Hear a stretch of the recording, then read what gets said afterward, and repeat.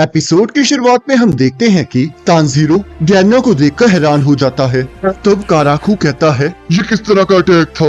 मैं रीजनरेट नहीं कर पा रहा। तब सेकिडो कहता है, चुप कर जाओ, तुम रीजनरेट हो रहे हो, बस इसकी प्रोसेस थोड़ी स्लो हो गई है। तब तानजीरो सोचता है, मुझे नहीं पता कि गैन्या को क्या हुआ है, पर मुझे बस इतना पता है कि उसने एक डीमन का सिर उड़ा दिया है। पर मुझे इस बात का डर है कि अगर हम इनका सिर भी उड़ा दें तब भी इन्हें योतारू और उसकी बहन की तरह नहीं मारा जा सकता। इन इमोशंस डीमंस को मारने का कोई फायदा नहीं है। और तब तानजीरो नेजुको को बचाने चला जाता है और उसे मलबे में से बाहर निकालकर सोचता है, मैं कब से एक चीज सोच रहा था, क्या ये पॉसिबल हो सकता है कि उनका गला उनका वीक पॉइंट ना हो? वो स्मेल जो मुझे थोड़े टाइम पहले आ रही थी वो मुझे अच्छी नहीं लग रही थी। अब मुझे समझ आया, वो स्मेल फिफ्थ डीमन की थी। यहाँ एक और डीमन है, मुझे उसे जल्द से जल्द ढूंढना होगा और उसकी गर्दन को काटकर मैं इन सभी को मार डालूंगा। और तब गैन्या तानजीरो का गला पकड़कर कहता है, अपने आप को इतना ताकतवर मत समझो, इन अपर रैंक्स को मैं हराऊंगा। तुमने अकेले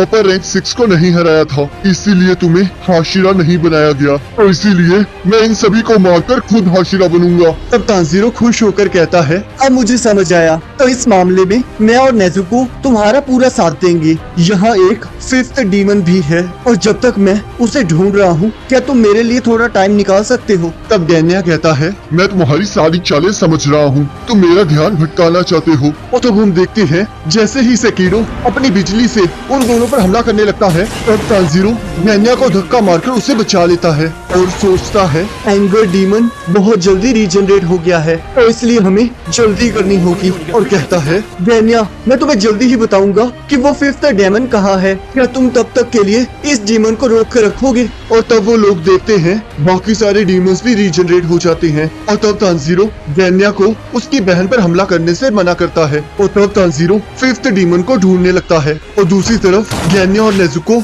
उन डीमंस के साथ लड़ने लगते हैं। और तभी तानजीरो सोचता है, मुझे जल्द से जल्द कॉन्सेंट्रेट करके उस डीमन को ढूंढना होगा। तभी तानजीरो को एक स्मेल आती है और यहाँ हेनतेंगू कह रहा होता है, यहाँ सब कुछ ठीक है और वो लोग मुझे नहीं ढूंढ सकते और वो 4 इमोशंस डीमंस उन बुरे लोगों को मार डालेंगे। और तब तानजीरो गैन्या को आवाज देकर उस डीमन की तरफ बढ़ने लगता है, पर तभी रोगी उसे रोकने आ जाता है। तब तानजीरो गैन्या को कहता है, वो फिफ्थ डीमन नॉर्थ ईस्ट में ग्राउंड के नीचे छुपा हुआ है।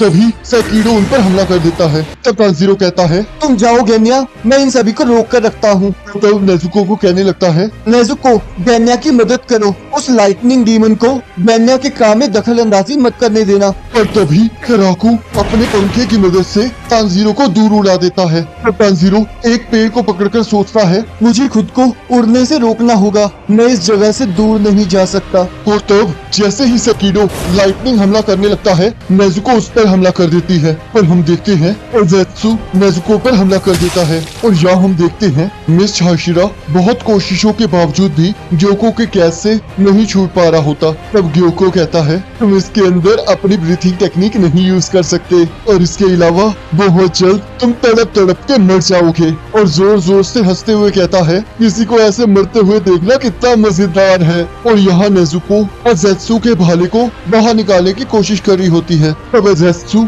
सेकिडो को अपना काम जल्दी करने के लिए कह रहा होता है और जैसे ही सेकिडो कुछ करने लगता है, तानजीरो आकर उसका हाथ काट देता है और उरोगी से लड़ने लगता है। तब सेकिडो सोचता है, वो लड़का पहले से भी ज्यादा तेज हो गया है, पर वो अभी ऐसा नहीं हुआ है। मेरे लॉर्ड ने जो मुझे बताया था वो पहले ही उससे ज्यादा ताकतवर था, उसके रिफ्लेक्सेस बहुत तेज हैं और ये लड़ाई की सिचुएशन को बहुत जल्दी समझ जाता है। और तब तानजीरो उरोगी का मुंह काट देता है और यहाँ नेजुको ज़ेत्सु के पास आकर उसे जलाने लगती है। और यहाँ तानजीरो जैसे ही कराकू पर हमला करने लगता है, कराकू अपने फैन की मदद से तानजीरो को जमीन की ओर पटक देता है और जैसे ही गैन्या पर हमला करने लगता है, उसके हाथ में आग लग जाती है। तब तानजीरो कहता है, आखिरकार मैंने तुम्हारा हाथ काट ही दिया। और गैन्या को कहने लगता है, अपने राइट की तरफ जाओ, वो साउथ की तरफ बढ़ रहा है और उसे जल्दी ढूंढो। तब गैन्या सोचता है, मैं इतनी देर से यही सब कुछ तो कर रहा हूँ, आखिरकार वो है कहाँ? क्या ये उसकी कोई डीमन आर्ट है?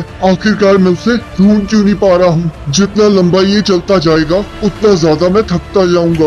और तब कराकू तानजीरो को लात मारता है। तब तानजीरो कहता है, राइट में जाओ, ग्राउंड पर देखो, वो तुम्हारे करीब ही है। गैन्या नीचे देखो। तब गैन्या कहता है, ये तो बहुत छोटा है। और उसके ऊपर अपनी बंदूक से फायर करता है और सोचता है, ये कितना छोटा है, क्या ये इसकी मेन बॉडी है? आखिरकार मैं इसे ढूंढता कैसे? ये तो एक चूहे से भी छोटा है। वो बाकी 4 डीमंस बहुत स्ट्रॉन्ग हैं और ये छोटी सी चीज उन्हें कंट्रोल कर रही है। हमें इनसे लड़ाई करते समय इस छोटे से चूहे को पकड़ना पड़ रहा है। तो अब मुझे समझ आया इन्होंने कैसे इतने सारे डीमन स्लेयर के मेंबर्स को मारा है। वहीं रुक जाओ ये छोटे से चूहे, तुमने मुझे बहुत परेशान किया है। और जैसे ही अपनी तलवार से उसका गला काटने लगता है, उसकी तलवार टूट जाती है। तब गैन्या सोचता है, ये इम्पॉसिबल है, मैं इसका गला नहीं काट पा रहा हूँ। इसकी गर्दन तो सिर्फ एक फिंगर जितनी मोटी है। और उस पर अपनी बंदूक से फायर करता है। और हम देखते हैं तेंगू को कुछ नहीं होता। तभी सेकिडो गैन्या पर हमला करने लगता है। तब गैन्या सोचता है, मैं इसके हमले को नहीं डॉज कर सकता, अब ये मुझे मार डालेगा और मैं अपने गर्दन को उड़ाने के बाद रीजनरेट भी नहीं कर सकता। और अपने बड़े भाई को सोचते हुए कहता है, मैं एक हाशिरा बनना चाहता था ताकि उसे मुझ पर गर्व हो और मैं उस वक्त के लिए उससे माफी मांगना चाहता था। मेरी माँ की हाइट बहुत छोटी थी और मुझे उनसे लंबा होने में ज्यादा टाइम नहीं लगा। वो सुबह से लेकर शाम तक काम ही करती रहती थी और मैंने उन्हें कभी सोते हुए भी नहीं देखा था। और मेरे फादर भी किसी काम के नहीं थे। लोग उनसे इतनी नफरत करते थे कि उन्हें चाकू मारकर मार दिया गया था और उन्हें वही मिला जो वो डिजर्व करते थे। वो कभी कभी हमें और हमारी माँ को मारते थे। चाहे मेरी माँ छोटी थी पर मुझे लगता है वो बहुत अमेजिंग थी क्योंकि वो हमेशा हमारे फादर से हमें बचाती थी। और यहाँ हम देखते हैं गैन्या की पूरी फैमिली सो रही होती है। तब गैन्या अपने बड़े भाई से कहता है, माँ आज लेट हो गई हैं। तब उसका बड़ा भाई कहता है, मैं माँ को ढूंढ कर आता हूँ। तब गैन्या भी उसके साथ चलने के लिए कह रहा होता है। तब उसका बड़ा भाई कहता है, नहीं तुम यही रुको, क्या तुम्हें अपना वादा याद है? तो अब मैं तुम पर भरोसा करके यहाँ से जा रहा हूँ। तब उसके भाई बहन भी उठ जाते हैं और सभी लोग अपनी माँ के बारे में पूछने लगते हैं। तब गैन्या उनसे कहता है, वो ठीक होंगी, हमारे बड़े भाई उन्हें ढूंढने गए हैं। तब उसकी बहन कहती है, पर माँ आज तक इतनी लेट नहीं हुई। तब गैन्या कहता है, तुम फिक्र मत करो, तुम सभी जल्दी से सो जाओ और जैसे ही तुम सभी सुबह उठोगे, माँ और बड़ा भाई दोनों वापस आ चुके होंगे। पर तभी दरवाजे के खटखटाने की आवाज आती है और वो सभी बच्चे दरवाजे की तरफ भागने लगते हैं। और तब हम देखते हैं कोई उस दरवाजे को तोड़कर गैन्या के भाई बहन को मार देता है और अंदर आ जाता है। तब गैन्या सोचता है, आखिरकार ये क्या है? यहाँ इतना अंधेरा है कि मुझे कुछ भी दिखाई नहीं दे रहा। और जैसे ही वो चीज गैन्या पर हमला करने लगती है, उसका बड़ा भाई आकर उस चीज को पकड़कर बाहर कूदते हुए कहता है, तुम यहाँ से भाग जाओ। और तब गैन्या अपने भाई बहन को बचाने के लिए डॉक्टर को बुलाने जाता है और भागते हुए सोच रहा होता है, आखिरकार वो क्या था? आखिरकार बड़े भाई किससे लड़ रहे हैं? पर अभी मुझे बाकी सबको बचाने के बारे में सोचना चाहिए। और तभी गैन्या देखता है उसका भाई उसकी माँ की लाश के पास खड़ा होता है। और तब गैन्या कहता है, आखिरकार तुमने माँ को क्यों मारा? आखिरकार तुमने ऐसा क्यों किया? तुम एक कातिल हो। और तभी सीन शिफ्ट होता है और यहाँ गैन्या सोचता है, मुझे माफ कर दो बड़े भाई, मुझे उस दिन वो बातें नहीं कहनी चाहिए थी। उस दिन मेरे भाई बहन कोई रिस्पॉन्स नहीं दे रहे थे। मुझे पता था कि वो लोग मरने वाले हैं और वो चीज जिसने उन पर हमला किया था वो और कोई नहीं, हमारी मॉम थी जो कि एक डीमन बन चुकी थी और बड़े भाई हमें बचाना चाहते थे। पर जैसे ही सुबह हुई तब बड़े भाई को भी एहसास हो गया था कि वो हमारी मॉम थी जिसने हमारी फैमिली पर हमला किया था। मैं हमेशा सोचता हूँ कि उन्हें उस टाइम कैसा लगा होगा। वो तो माँ को मारने पर पूरी तरह से शॉक हो चुके थे और उसके बाद मैंने उन्हें